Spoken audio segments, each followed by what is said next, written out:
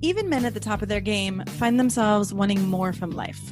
Whether it's more meaning, unshakable confidence, a bigger impact, more money, deeper love, a hotter sex life, or a powerful legacy. Find out how good your life can be on this episode of Man Alive.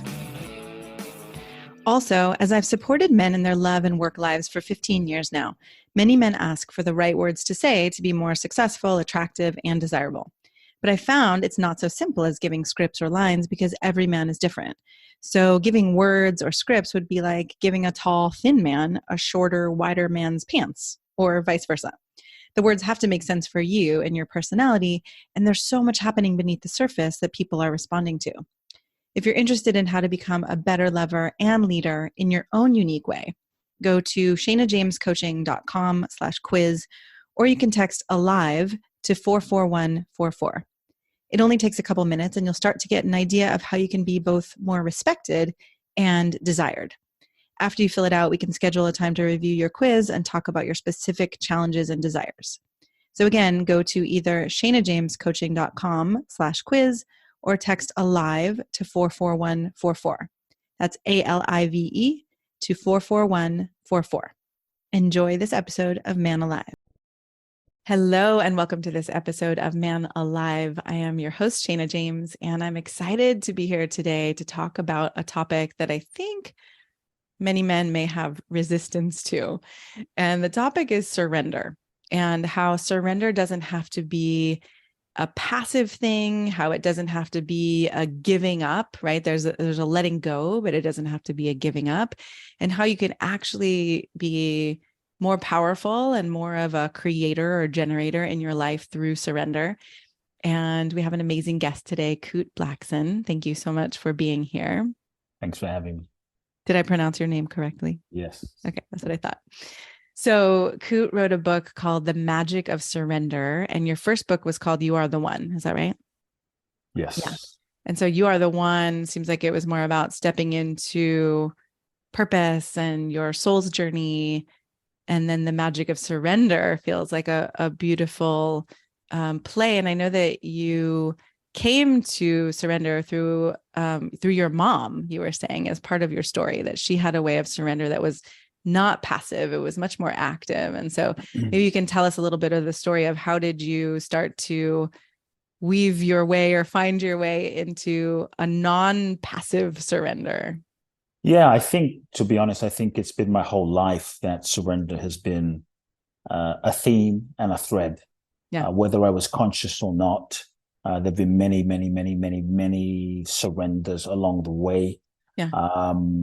And I feel like my whole life has really prepared me to write the book. First, this was not the book I wanted to write. Oh, yeah. This was not Did the you book surrender to writing this book? Yeah, this was not the book I planned to write. I had my own agenda and intention, and I had 50 different ideas of the book I thought I should write, the book I thought publishers would want, the book I thought would sell, the book, all of these ideas and strategic, intelligent things. And yet the only word that really had authentic integrity and resonance for me when I looked at my notepad was the word surrender. And that's when I said, oh, shit, because that's when I knew that this was the book that was seeking to be written. Wow. And so I had to surrender to the book that was seeking to be written. And I felt that this book had a soul of its own. Yes. And so when I just got myself out of the way and I said, yes, that's when things started to flow. And so the book, I think, partly specifically was inspired by my mother and my life. But my mother, in that in 2016, my mother was diagnosed at the end with cancer. Yeah. And it was a shock to me because she was the person I loved the most. And, when you realize the fragility of life and the preciousness of life and the delicateness of life, things get real. And so I was living in Los Angeles and my mother's in London. I began to fly back and forth from LA to London literally every month for a week to be with her. And to take care of her for an entire year.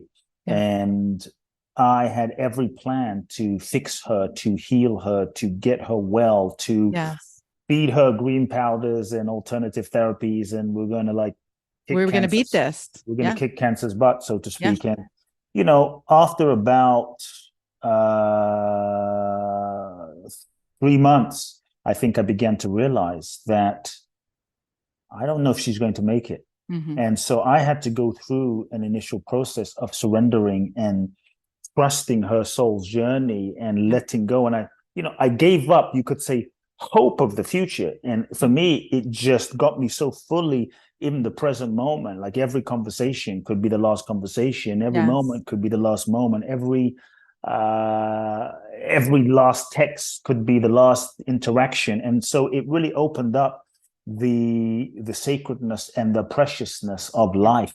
And it was beautiful. And so I would say about 7 months into this process, what started out as the worst year of my life turned out to be the best year of my life, in that we got so close and we got so connected. And I started seeing that for me, the only regret I had in my whole life was like, why did I wait till she was dying to realize what was really, really, really important and prioritize that? And so about 7 months into the process, the doctors finally sat us down and they basically said to her, there's nothing else we can do in a nice way. You're going to die, so get your affairs in order. Yeah. And I've been preparing myself for this moment, but the reality of the moment hits you hard. Yeah, I felt that like a punch in the gut. Very heartbreaking and a lot of emotion and tears. And my mother is a little Japanese woman. And I looked my mother in the eyes in the hospital. We walked out of the doctor's room and we sat there, and I looked her in the eyes and I asked her 2 questions. The first one was, are you afraid? And she looks me in the eyes and she says, I'm not afraid, because I know I'm not this body. That this body is just a temporary vehicle for my soul. And this body will die, but my spirit will continue, and I'll be guiding you from the other side. And it was such a beautiful moment to feel the clarity of her knowing and the peace in her heart. You know, it was real for her. It's easy to surrender and let go and trust when everything is going your way and you get what you want, and money's in the bank and you've achieved your goals. But in the face of death, in the face of your own mortality, it's another level. It's hard. And then I asked my mother, wanting to be a good son, I asked her, look, what can I do for you? What do you need? What do you want? What can I buy you? Where can I take you? And my mother looks me in the eyes again with such clarity and peace. And she says, there's nothing I need and there's nothing I want. All I want is what God wants for my life. There's nothing else. And it was so matter of fact. It was so simple. It wasn't for cameras. It was just me and her, just her simple knowing. And I saw that she was in such peace this entire year. She was calm. She was peaceful. She was in good spirits. She didn't cry once. And I saw she wasn't attached to living. She wasn't attached to dying. She was just attached at all. Surrendered to the highest unfolding of her soul's journey. What was highest for her soul's evolution, that's what she wanted. Well, and that's a beautiful distinction too, right? Surrender to the highest expression of your soul's journey. It's not surrender to nothing or surrender to, right? It's not like there's something in there that I think changes the context. Changes. Yes. When we truly surrender to the highest, there's no limitations that we're putting on life with our mental ego's projections. We often want this and we want that and we want this and we think we want these things, but many times we don't realize that many of our wants, goals, dreams, and desires are projections of unmet needs from childhood, or kind of not knowing who we really are, thinking that if we can achieve those things, then we're going to get some kind of happiness outside. And so she was just surrendered to the highest. And so I think when you say, okay, universe, God, divine, I'm open to the highest in this situation, the highest, like that is true surrender. Then you are open, then you're available, then there's no limitations on life. And so that's when I saw the power of surrender in real life. And so I think in our culture today, just to set a context for the conversation, there's this idea, especially with men, right? There's this idea that surrender is weak, that surrender is passive, that surrender is giving up, that surrender is waving the white flag, that if you surrender, you're going to be a doormat, you're going to be a victim, you're going to be taken advantage of, you're going to be left behind, that if you surrender, you won't manifest your goals, dreams, and desires. You won't get what you want or what you set out to. You're going to get less in life. And I'm actually saying, no, if you surrender, you might get more. Like, what if you got more? Maybe not what you planned or what you expected, but better, but more, better, but different, like what you truly need. And so surrender, yes, it is a letting go of control, or I should say the illusion that we are in control in the first place. Because it's an illusion. Yes, it's a letting go of forcing and manipulating life to fit your limited idea of how you think it should be and what you think it should be. It's a letting go of who you think you should be, how you think life should be, so that you can be available and open and receptive. And if you look at any, and for so the many guys, of those thoughts, right, are small. Like that's like our small brain trying to even consider what's possible. I think for especially for the guys listening, you know, like if you look at the truly great ones, Jesus, Buddha, Gandhi, Mandela, Martin Luther King, right, Mother Teresa, Bruce Lee, Muhammad Ali, you know, look, even Elon Musk, love him or hate him, all of these people practice surrender at some point in their lives. How do you think Elon Musk practices surrender? Or maybe we could go, actually, I wanted to go back to your, I'd love to just clarify. Okay. Yeah, go that one. At some point of their lives, all of these people, they had to let go. They had to surrender to a calling that was bigger than themselves. They had to surrender to the divine, to the universe, to their souls, to that deeper purpose. And in that letting go and surrender of maybe what they thought their life was going to be, how they thought things were going to be, what they thought was going to be, I think they transcended their own human limitations and they tapped into another dimension of life. And that's when life began to flow through them. So people might say, well, yeah, Jesus, Buddha, I understand, but Elon Musk, what the hell? Hey, look at this. This dude, like him or hate him, that's separate. But this dude makes $200 million with PayPal. Most people, if they're honest, would just disappear or start a foundation and right into the sunset. He started calling Solar City, New Way of Living, SpaceX, Tesla. And this guy felt his own calling, invested every dime into this business. How many of us can honestly say we would actually do that? Right. Very few listening. I don't know if I would. And he put everything. That is a form of surrender. You know, that is a form, listening to the deepest truth and aligning with that. See, the old ego-based paradigm is all about like, what do I want? Get clear on what you want. And you can manifest from the limitedness of the ego and the mind. You can, but it's limited. But I think when we're really talking about surrender, it's a different question. So how do you help people shift from that ego-based, what I want, to the bigger view, that vision of the highest? Yes. So ask the question. Not what do I want, but ask the question. What is it that life is seeking to express through me? What is God, the divine, the universe, my soul? What is the deepest truth, the deepest impulse that is seeking to express through me now? And listen, don't project, don't try to figure out. Right, don't try to figure it out. That's so different. The figuring it out versus actually just getting quiet and listening.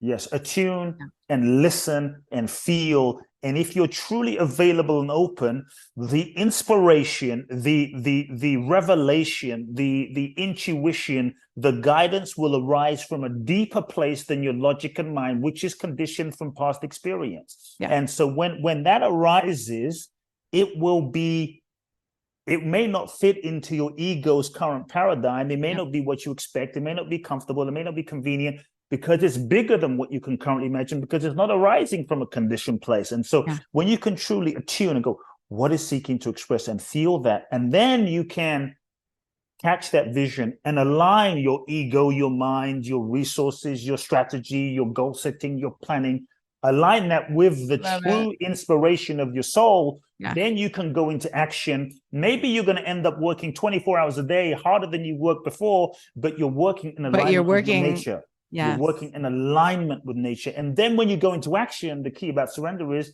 you give everything you've got. You give everything you've got in harmony with what's true. without attachment to the result, without attachment to the outcome.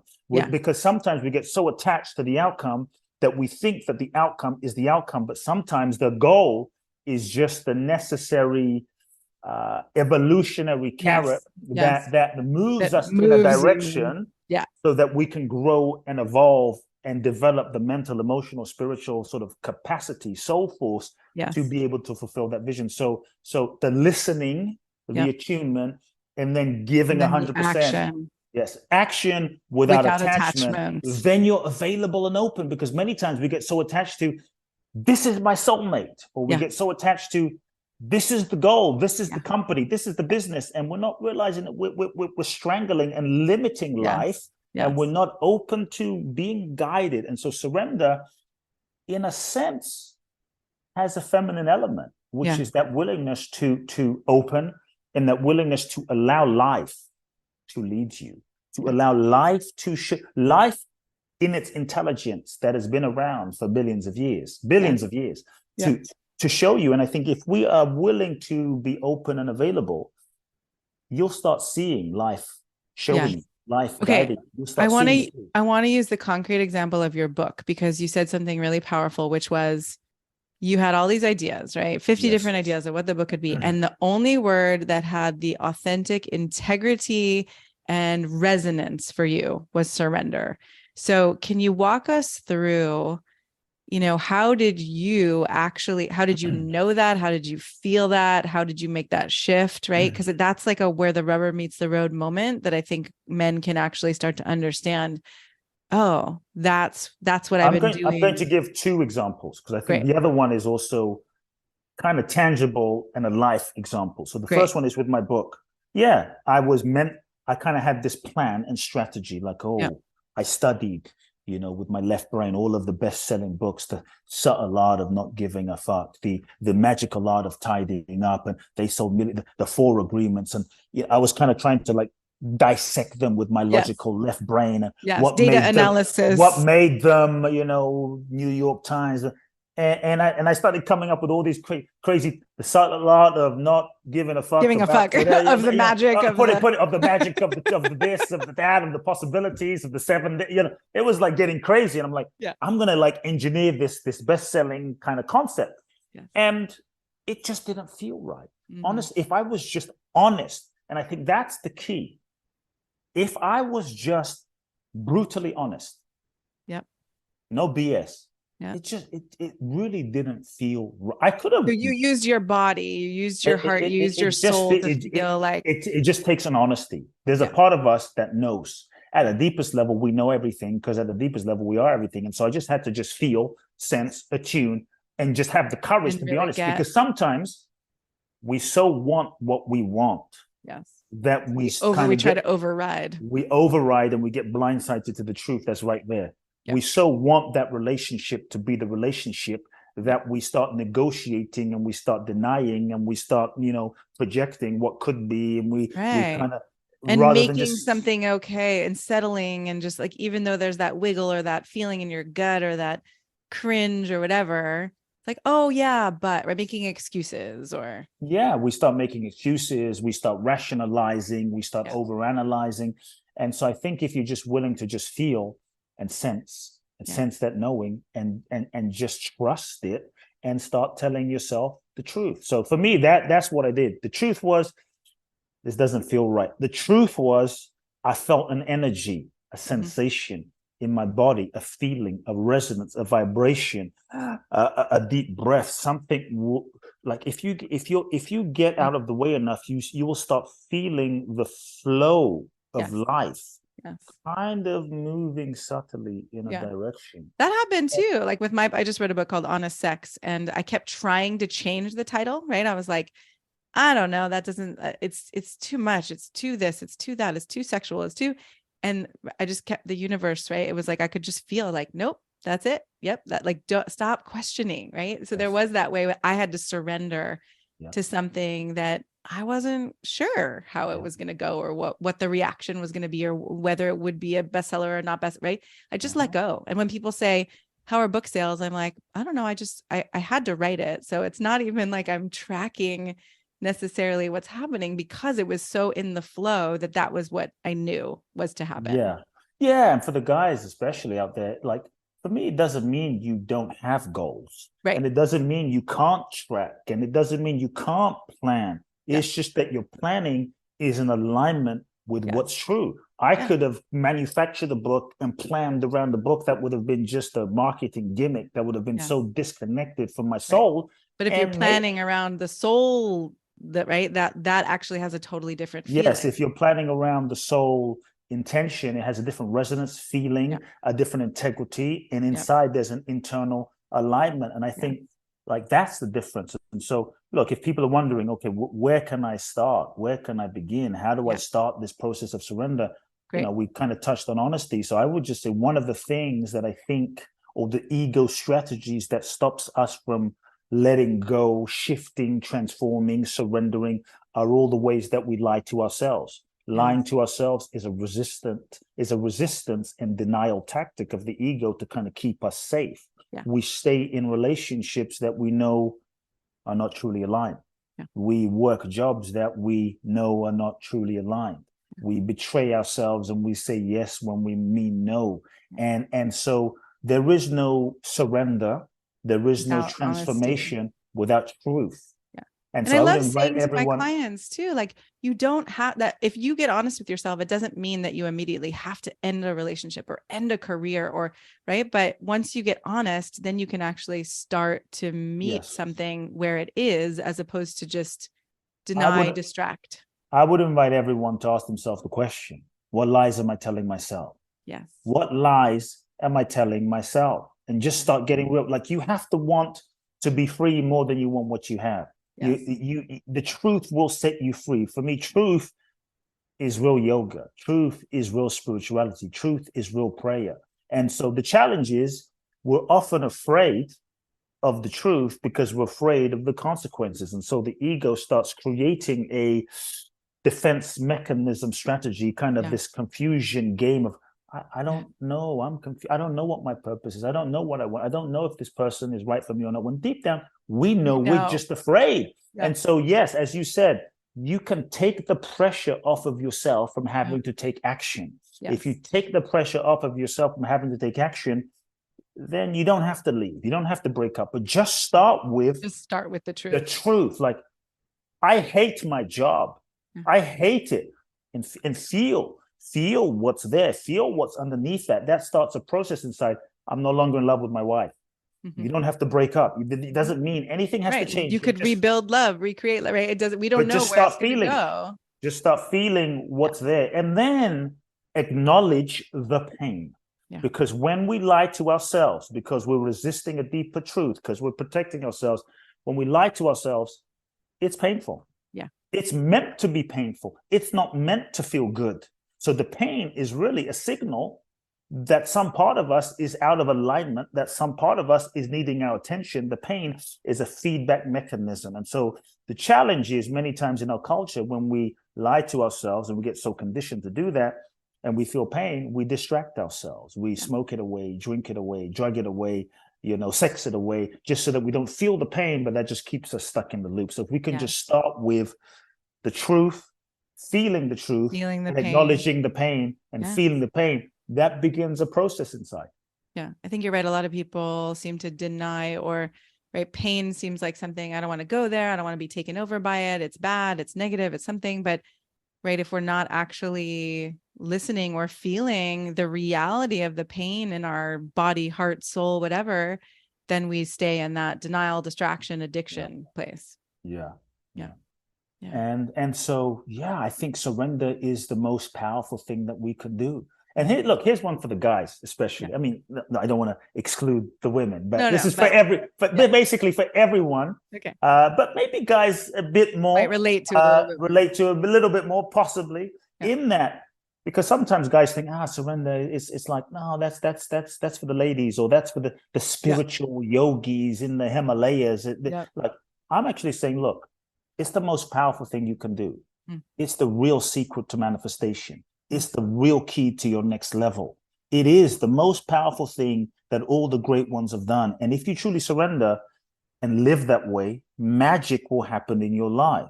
And we have all, almost all, had the experience of surrender and its power. Yeah. Men, maybe more so. I could be wrong, but just forgive me. I'm just paying an analogy, but men crave surrender. Men are driven by surrender, even if you're not aware, and I'm going to prove it in the next minute. Okay. If everyone listening, men and women, if you think about, and you don't even have to be spiritual, like, oh, no.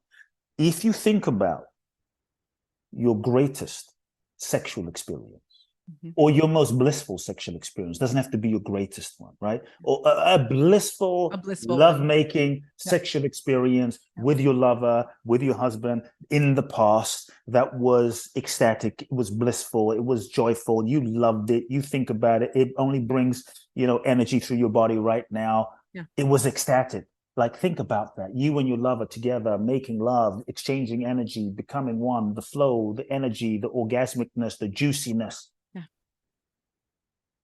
There has to be surrender there. What made it blissful? Especially guys, did you come to that lovemaking experience with a notepad, an entire iPad of like ideas of 700 pages of your business, your plan for what you were going to do? For clitoral stimulation. Yes. Minute 1, turn over. Minute 2, turn to 14 centimeters. Minute 3, I'm going to do this. Minute 4, she or he's going to do that. Minute 5, and the entire hour experience, 2-hour experience, 5-hour experience planned out. No.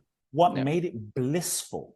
What made it magical? What made it ecstatic was because you surrendered. You let go. You weren't in control. You didn't know what was going to happen. And that doesn't mean that you have to be passive, right? I love the metaphor too, because you're in the moment and attuned with the moment. And then there are moments where you take action or you touch or you create, right? That's why I'm seeing how, it doesn't have to be passive to surrender.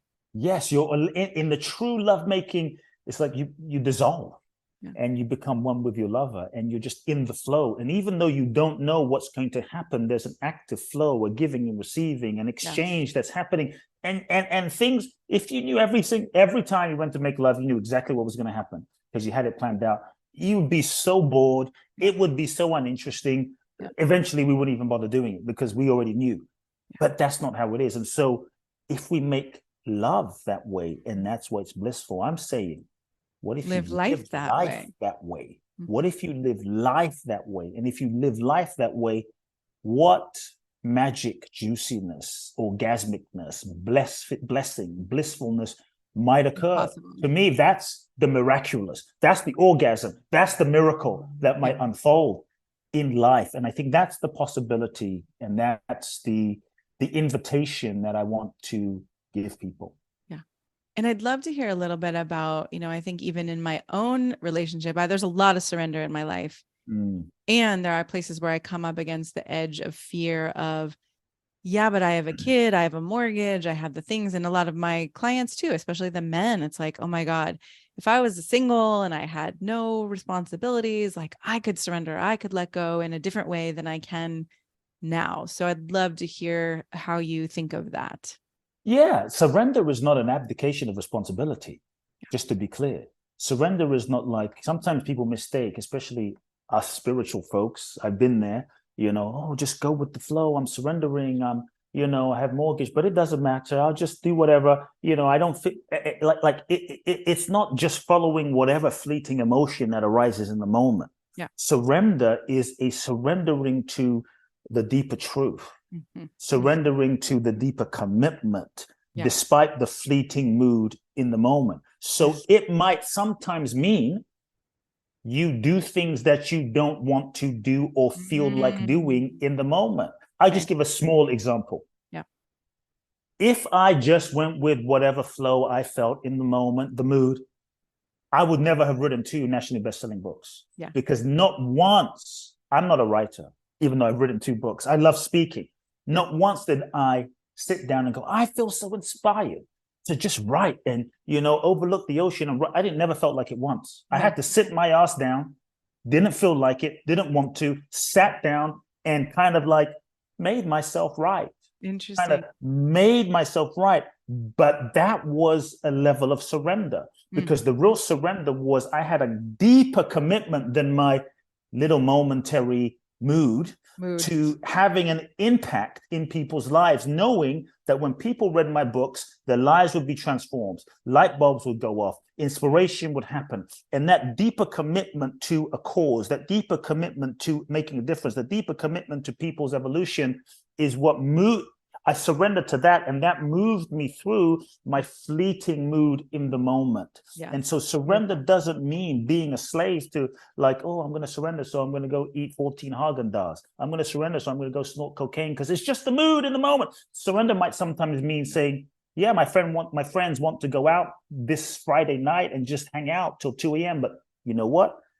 I need to I need to work. I have a commitment. I need to get my project done.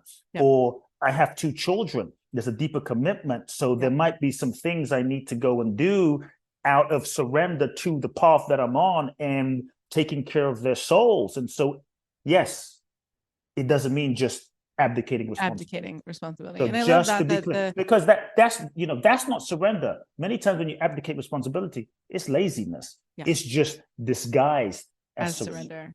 Yeah. So thank you. That's a great clarification, right? That it's not a surrender to a passing mood. There's a deeper commitment that's driving, right? There's a deeper sense of, like you said, your commitment or the desire to impact the world, to bring something through that actually benefits people versus what's my little ego. It's a surrender to your soul. It's a surrender to your truth, regardless of what your ego does on the surface. Yeah. Look, example. One is a very practical one, because I love you asking some practical questions. Yeah. Like exercise. Well, if you just surrendered, then most of us will never or at least in the idea that we have of as surrender, most of us will never freaking surrender. We wake up, hit the snooze button, wake up, I just don't feel like it today. That's not surrender. So for me, I exercise every day. Yeah.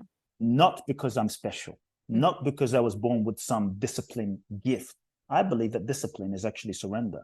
Yeah. I exercise literally every day because I made it a choice to not be a choice. And I surrendered to the deeper choice, because when I exercise, I feel better. Yeah. And when I feel better, I'm that much more able to be of service. And because my deeper surrender and commitment is to be of service to humanity, I just made my exercise a choice to not be a choice. So when you just make it a choice to not be a choice and you surrender at that level, it doesn't matter what happens when you wake up. Your mind goes here, your mind goes there. You feel like it, you don't feel like it. Your mind can do whatever it does, but the deeper surrender and commitment is down here. So you just take the choice out of it. Your mind is not the leader, right? Your soul is the leader. So here's the second thing I want to say. Here's an interesting point. The deeper I have gone, I'm speaking for myself as a human being, not just some concept. Yeah. The deeper I go in my spiritual evolution, the less choice I have, the freer I am. Like people think, oh, you have more choice. The less choice you have, the freer you are. The more in ego you are, the more choice it appears you have. I can do this, I can do this, I can do this, I can smoke that, I can drink that, I can do this, I can go here. The less free you are. Yeah. Because as you grow and evolve, more is required. As you grow and evolve, you can't become the next version of yourself being the old version of you. You will have to let go of certain patterns, beliefs, addictions, ways of being that are no longer aligned with what your soul is seeking to become. And so the deeper I go, the less choice I have. So that frees me up in a sense to say, I can no longer do that thing. Right. I can't really hang out with that person anymore. Yeah. I can't really go there. It just doesn't work. And so when you truly when you surrender and say, this is what I'm called to, and you stop negotiating, it shifts where your focus is and it shifts where you're coming from. And that's the surrender. Amazing. This is amazing. Okay. As we're wrapping up, is there anything you feel like we've missed, or anything you want men especially to know? Men especially, my brothers, my dear brothers, I love you all. You're amazing. You're great. You're kings. And remember, you are going to die. Feel your death every day. Yeah. Feel your death every day. You're dying right now with every breath. There's no escape. Meditate on your death. We sometimes live like we're going to live forever, but we're not. This body will expire. So when you can meditate on your death and feel your death, it starts getting you into profound relationship with what's real, with what's true. It starts burning away superficial illusions and superficial focuses, so you can start aligning with your heart, with your soul, and with your purpose. And so feel your death and use that as a fierce navigation tool and urgency to sort of like get real with yourself and live in integrity. We will all die. When we die, you can't go to your maker and say, God, can I get a refund on those 3 years I wasted in that job that I freaking hated? Can I get a refund on those 2 years I wasted in that relationship, just that I know was not really, I was just hanging out in? Yeah. Feel your death, because there's no refund. So ask yourself, what's ungiven, what's unexpressed, what's uncommunicated, what's unloved, what's unlived? What would I need to do, and how would I need to live my life right now so that if death came right now, I would be ready? I'd be ready to throw my arms open so I could be ready. Because I think when we are dying to who we are, surrendering, and when we've already died to our own ego and it's sort of false illusions of what we think we are, I think that's when we're truly able to live. And so feel your death every moment and use that as a fierce urgency to live and love fully now. Beautiful. Thank you so much for this. Yeah. Where can people find more of you? I think a few ways. The book, The Magic of Surrender, you can find it on Amazon. It's on paperback. Get the paperback version. Yeah. For those that are maybe inspired by the conversation, twice a year I do an event in Bali.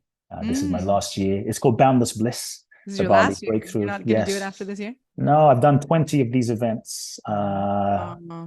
Visionaries from all walks of life. And so if you're listening and you're someone who you feel you've been put on the planet for a purpose bigger than yourself, and you're ready to sort of peel away the layers of conditioning and connect with your true, authentic nature and share your gifts with the world, this July the 28th through August the 8th, 12 days in Bali. It's life-changing. www.boundlessblissbali.com. Love the title. It's the website. Yeah, Boundless Bliss Bali. My main website, Kute Blackson, Kute, KuteBlackson.com. Kute Blackson on Instagram, Kute Love Now on Facebook, and Soul Talk, my podcast. Awesome. Thank you so much. Thank you so much. The depth of your heart and soul, and for your commitment to humanity. It's been an honor to talk with you. Thank you. I'm so glad you joined us for today's episode of Man Alive. I hope you enjoyed our conversation and it gave you something to consider and explore in your life. If you like what you heard, I'd be so grateful for you to subscribe and write a quick review that helps men like you find us. And again, head over to shanajamescoaching.com/quiz or text the word ALIVE, ALIVE, to 44144 to get a sense of how you can become a better lover and leader. You'll start to see how you can be both more respected and desired in your unique and genuine way. If you don't feel as confident or as excited about life or love as you'd like to be, this quiz is a really great starting point and will guide you toward a more passionate love life and a more inspiring and successful career. So again, text ALIVE, ALIVE, to 44144 or head over to shanajamescoaching.com/quiz. Join us each week for a new episode of Man Alive.